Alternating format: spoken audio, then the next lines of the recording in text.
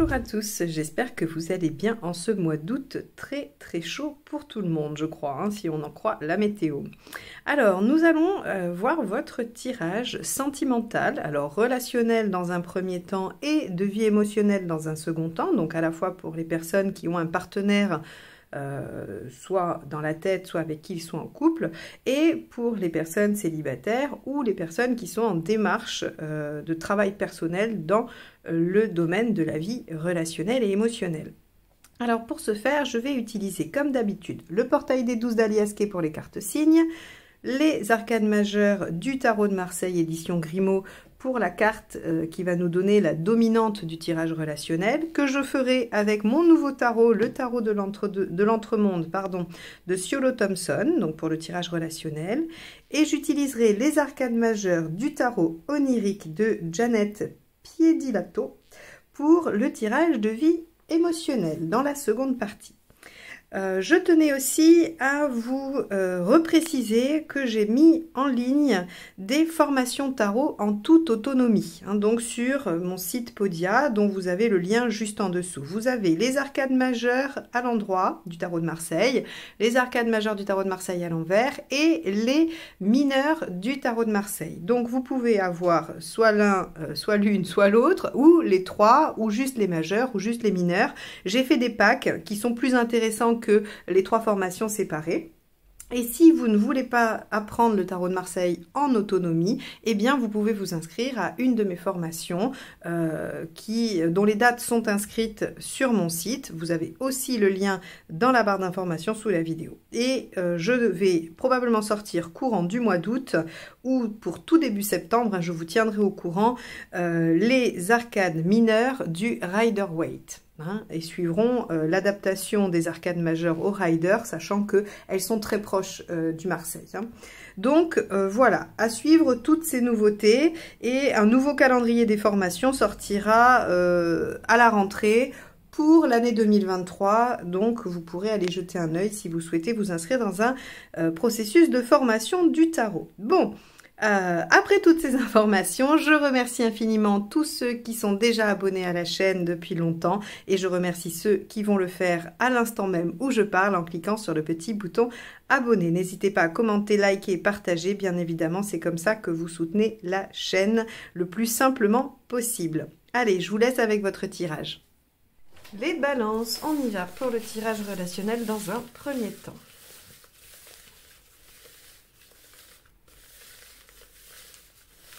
Alors, quel est l'arcane majeur qui va donner la tonalité à ce tirage?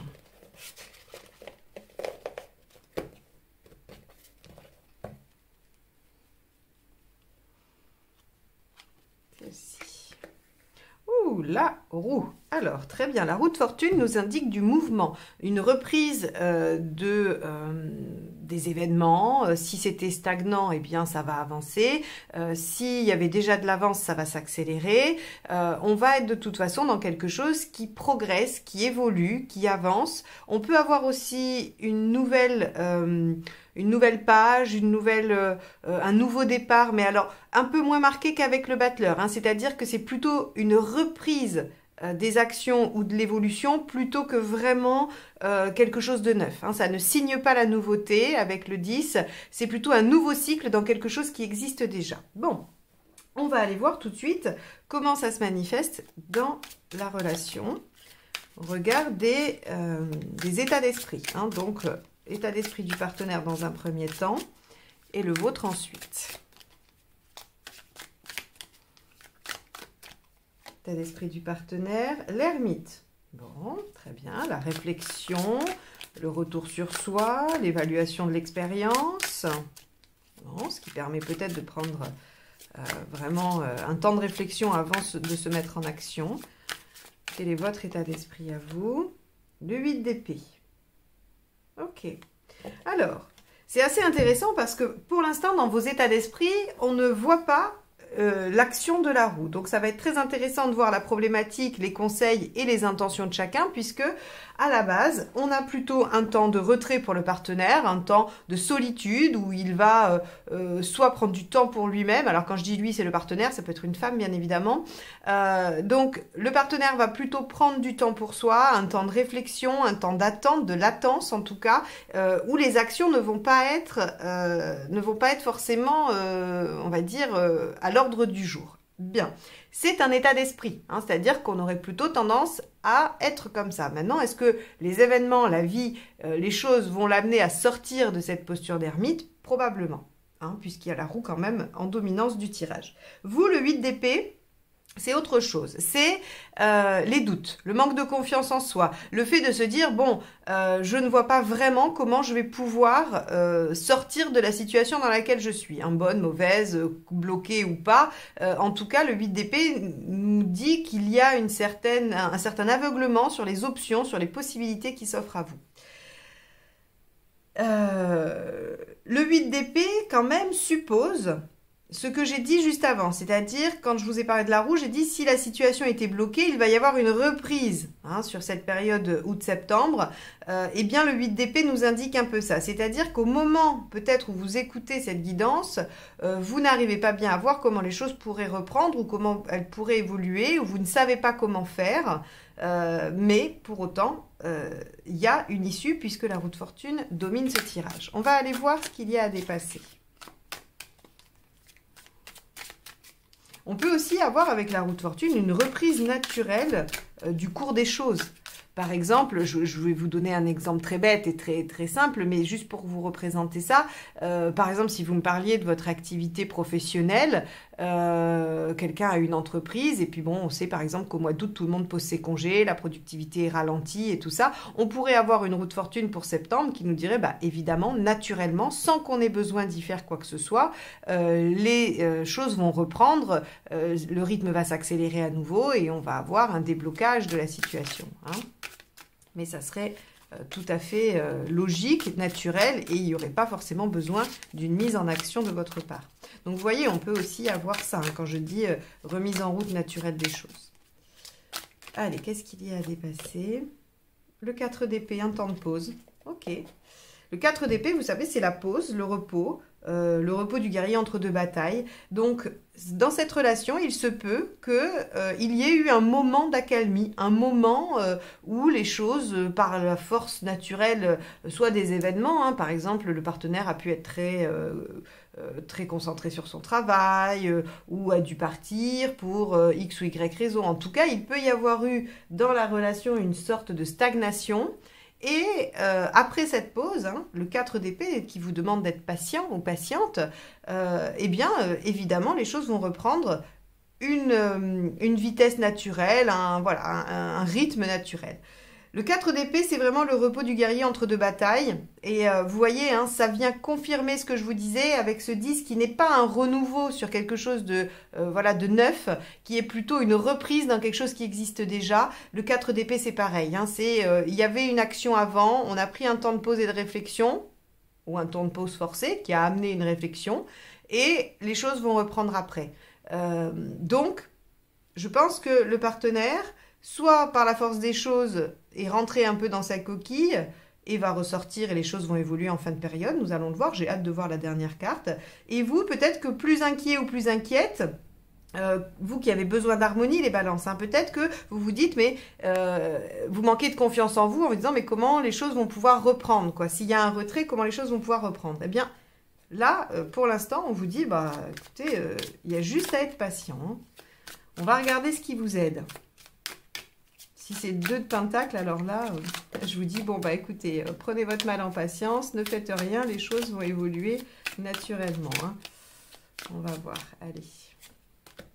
Non, c'est le 5 d'épée. Alors, le 5 d'épée. C'est une place un peu difficile pour le 5 d'épée, l'aide, parce que on vous dit, ici... Et je vais le lier directement avec le 8 d'épée. Alors, c'est vrai que ça va, je ne vais pas forcément bien le lier avec le partenaire, mais avec vous, par contre, c'est reprenez un peu d'ego. C'est-à-dire que le 8 d'épée nous donne fondamentalement une problématique d'estime de soi ou de confiance en soi. Ça peut ne pas être général, hein, ça peut être dans ce domaine, sur une problématique particulière. Hein, ça, c'est pas forcément, à chaque fois, ça touche pas forcément toute la globalité de votre personne. Mais en tout cas, cette relation, visiblement, vient vous toucher dans votre manque de confiance, dans votre problématique d'estime. Et avec le 5 d'épée, on vous dit, mais remettez un peu votre ego au devant de la scène, quoi. Soyez un peu plus dans l'exigence ou ce genre de choses. C'est-à-dire que on pourrait penser que parce que vous avez peur du retrait du partenaire, vous allez faire plus de chemin que lui. Or, on ne vous dit pas du tout. Tenez votre distance, tenez votre posture. Écoutez pour une fois hein, votre ego qui peut-être vous dit de ne pas aller trop chercher avec la balance l'harmonie, l'équilibre, voilà, et c'est pas grave si c'est un peu en pause pendant un temps. Alors quand je dis c'est pas grave, je ne connais pas vos situations personnelles. Ce que ce tirage dit, c'est que en tout cas, il n'y a pas grand-chose à faire, si ce n'est de garder votre posture et d'être un peu patient. D'accord et donc forcément, ça pourrait ne pas être grave et on peut laisser aussi un peu le temps faire les choses. Par rapport au partenaire, hein, si on relie ce 5 d'épée à l'ermite, on voit que le partenaire a besoin d'un temps de retrait, peut-être pour apaiser quelque chose de l'ordre de l'ego. Et donc, il faut lui laisser ce temps-là et ne pas vous plier forcément pour accélérer les choses, en fait. Voilà, hein, puisque soyez confiants, les choses évoluent naturellement. Qu'est-ce qui ne vous aide pas ? La reine d'épée. Et oui, de prendre des décisions trop tranchées et d'être que dans le mental. Laissez-vous un peu porter. Voilà. La reine d'épée, c'est vraiment j'ai déjà souffert et on ne me refera pas le coup une deuxième fois. C'est un peu ça. Alors, on vous dit n'allez pas trop loin, ne soyez pas trop dur, trop tranchant. Mais trouvez le juste milieu entre une posture avec un peu d'ego, un peu de quant à soi, qui ne va pas aller dans la recherche de l'harmonie à tout prix, hein, à toute force, en vous oubliant, mais ne soyez pas non plus trop tranché, trop froid, trop distant. C'est toute la difficulté hein, de trouver l'équilibre entre deux postures qui pourraient vous dire, si vous rentrez complètement dans l'ego, vous allez devenir cette reine d'épée froide et distante. Mais si vous n'êtes pas dans l'ego, vous êtes dans le 8 d'épée qui manque cruellement de confiance en lui ou en elle. Donc là, c'est vraiment pour le coup, les balances, on va vous demander de faire votre exercice préféré, c'est de trouver l'équilibre, le juste milieu, le point hein, d'équilibre entre deux postures qui peuvent être vraiment opposées. Et aussi hein, pour le partenaire, si vous êtes le partenaire de la balance et que vous écoutez ce tirage, soyez peut-être un peu moins ferme, même si effectivement vous ne devez pas tout accepter, soyez peut-être un peu moins dur, un peu moins froid. Hein, parce que l'ermite doublé de la reine d'épée, c'est quand même, c'est de la distance, c'est du froid, voilà, on laisse que le mental diriger, on n'est pas dans l'émotionnel. Et ça peut mettre en difficulté la balance. Bon. L'intention du partenaire, ça va être intéressant là, parce que qu'est-ce qui fait avancer les choses? Pourquoi nous avons la roue en dominante hein, puisqu'on voit qu'ici, on vous dit que chacun garde un peu ses distances et son positionnement et attende de laisser le temps faire les choses. Donc, l'intention du partenaire. Cavalier de coupe. Ah, très bien. Ah bah oui, alors laissez-le cogiter tranquille, votre partenaire. Parce qu'avec un cavalier de coupe dans les intentions, on a l'envie de suivre son cœur, on a l'envie de dire ce que l'on ressent. Donc, sur la période août-septembre, même s'il y a un temps un peu de retrait, j'ai envie de dire, hein, comme dans le petit chaperon rouge, c'est pour mieux dévoiler mes sentiments, mon enfant. Hein, c'est, voilà, je vais garder, je vais prendre un temps de réflexion, faire le point, peut-être, et ensuite me laisser guider par mon cœur et dire ce que je ressens. Vous, tempérance. Voilà, tempérance, c'est parfait pour les balances. En tout cas, ici, dans votre intention, c'est de trouver l'équilibre, de trouver l'harmonie, d'être à la bonne distance, d'être au bon... Donc voilà, vous voyez, entre ego et désir absolu de vous conformer à ce qui pourrait donner de l'harmonie, vous avez l'intention d'être dans l'équilibre. Alors, la tempérance, c'est aussi la discussion, l'échange, la communication. Hein. Donc, c'est plutôt pas mal. Le cavalier de coupe, il communique aussi. Donc, je pense qu'après un temps de pause et d'éloignement, il va y avoir des discussions, il va y avoir des choses qui vont être dites afin de trouver un point d'équilibre dans la relation. Et c'est ça qui fait avancer les choses, hein, c'est la communication. Si chacun ouvre son cœur ou dit les choses telles qu'elles sont, on peut quand même construire quelque chose de plus... qui évolue, quoi. Allez, le résultat. Attention, roulement de tambour, l'étoile. Bon, alors ça. L'étoile, amélioration de la situation naturelle. Donc, on est vraiment, là, les balances, si vous êtes inquiet au sujet de la relation qui vous, voilà, qui vous préoccupe, à laquelle vous pensez en regardant ce tirage, lâchez les chevaux. Ne faites pas forcément, ne vous pliez pas en quatre pour que ça revienne à quelque chose qui vous convient, d'harmonieux et tout ça. S'il y a un peu de distance, s'il y a un peu de dispute ou quoi, laissez le temps faire les choses puisqu'il va les faire merveilleusement bien. La situation s'améliore sans que vous n'ayez besoin d'agir. Il y aura des discussions et de l'échange. Avec un cavalier de coupe, on dit ce qu'on pense, mais c'est plutôt positif. Hein. Il y a peu de chances que le partenaire quand même vous dise que ça ne va plus et qu'il faut tout arrêter. Donc, vraiment, on voit que vous démarrez cette période sur plein de questions, des doutes, des peurs peut-être même, et une difficulté à vous positionner par rapport au partenaire qui semble en retrait, mais très clairement, vous allez être agréablement surpris ou surprise à la fin de la période. Les conseils, les 3 conseils pour traverser ça. 8 de bâton. Ok.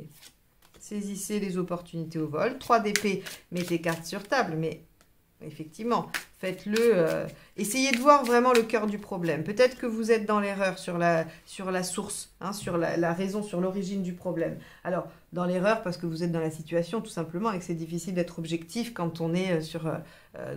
enfin, un des éléments de l'équation, j'ai envie de dire.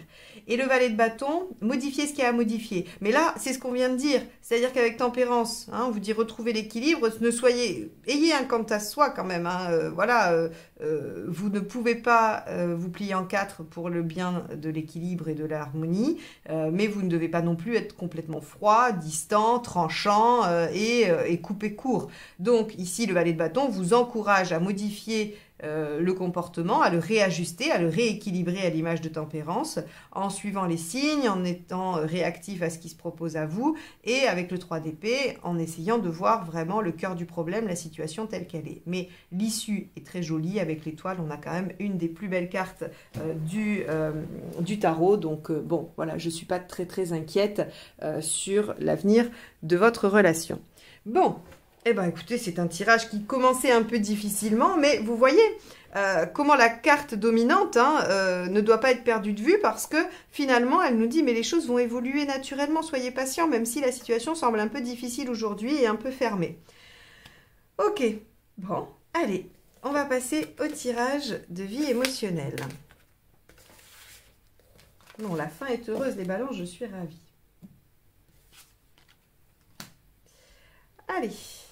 Vie émotionnelle pour donc les personnes célibataires ou toute personne en recherche, en travail personnel dans le domaine affectif, relationnel, émotionnel.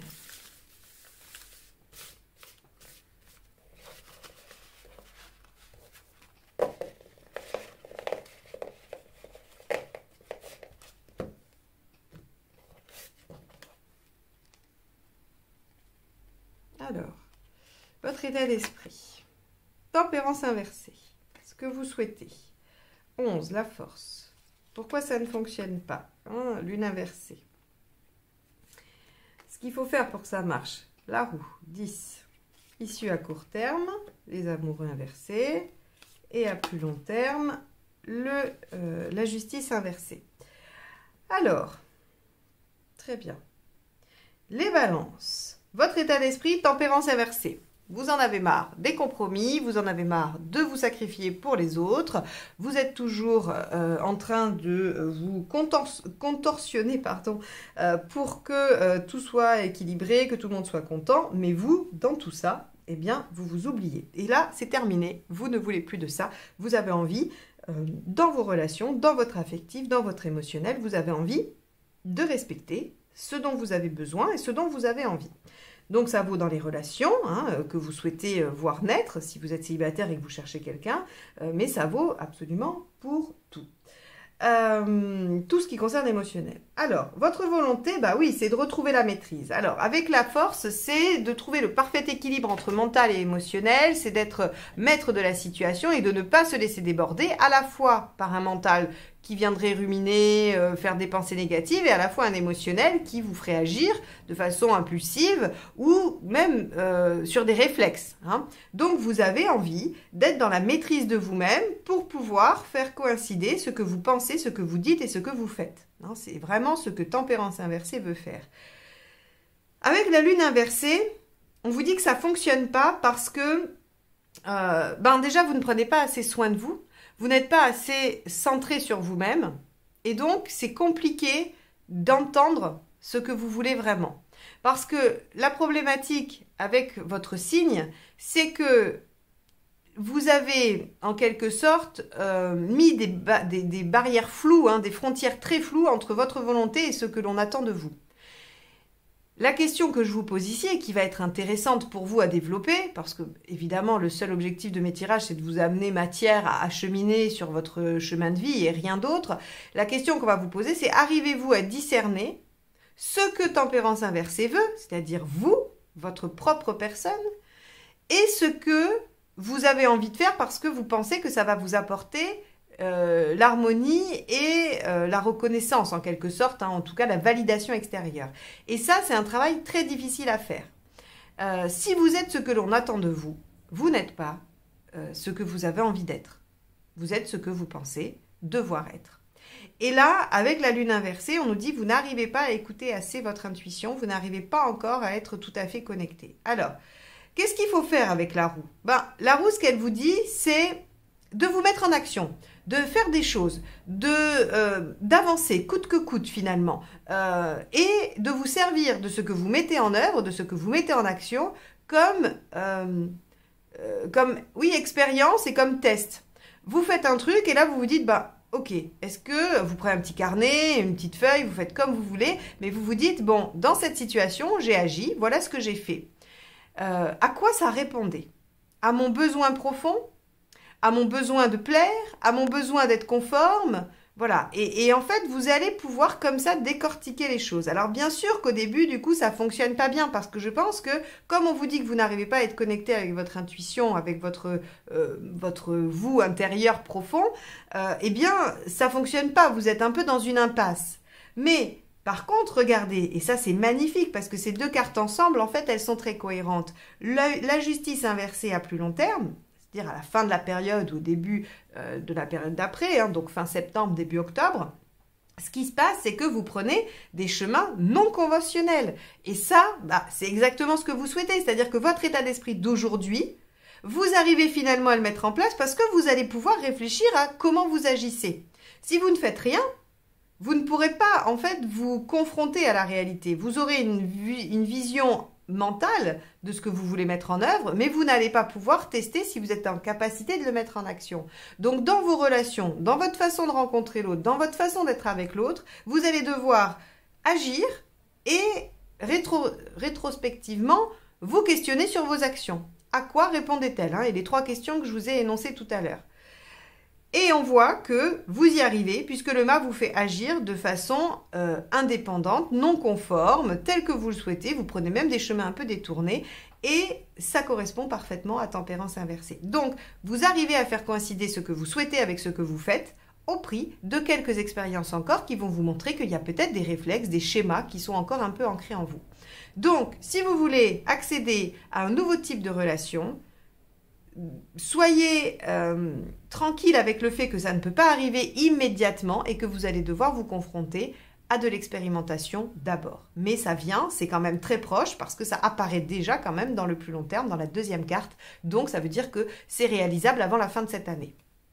Voilà pour vous les balances. J'espère que ces tirages vous aident à cheminer, vous apportent vraiment de la matière parce que c'est leur seul objectif. Je n'ai pas d'autre ambition que de partager avec vous des réflexions pour nourrir la vôtre. Et en tout cas, je vous remercie d'écouter jusque-là mes tirages et je vous dis à très très bientôt pour de nouvelles guidances. Bye bye!